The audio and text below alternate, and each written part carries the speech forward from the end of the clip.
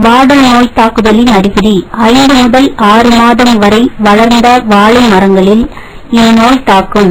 தாக்கப்பட்ட வாழையின் இலை விளிம்புகள் மஞ்சள் நிறமடையும். 8 அல்லது 9 மாதங்களில் இந்நோய் தாக்கக்கூடிய மரங்களின் இலை ஒடிந்து தொங்கிவிடும். மரத்தின் அடியில் ஒருவித துர்நாற்றம் வீசும். மண்ணில் தோண்டி பார்த்தால் கிழங்கு அழுகி இருக்கும். இவற்றை கட்டுப்படுத்தும் முறை தூர் பகுதியில் மண்ணை நீக்க வேண்டும். 2வது, 4வது, 6வது மாதங்களில் வாழை மரத்தின் கிழங்கில் 40 சத கோணத்தில் 10 சென்டிமீட்டர் ஆழத்தில் துளையிட்டு கார்போடிசியம் 2 சத கரைசல் 3 மில்லி ஒரு மரத்திற்கு என்ற அளவில் ஊசி மூலம் செலுத்தி கட்டுப்படுத்தலாம். இயற்கை முறையில் கட்டுப்படுத்தும் முறை: 1 லிட்டர் தண்ணீருக்கு 10 கிராம் சூடோமோனாஸ் கரைத்து வேரில் கிழங்கு பகுதி நனையுமாறு வயலில் ஈரம் இருக்கும் பொழுது ஊற்ற வேண்டும்.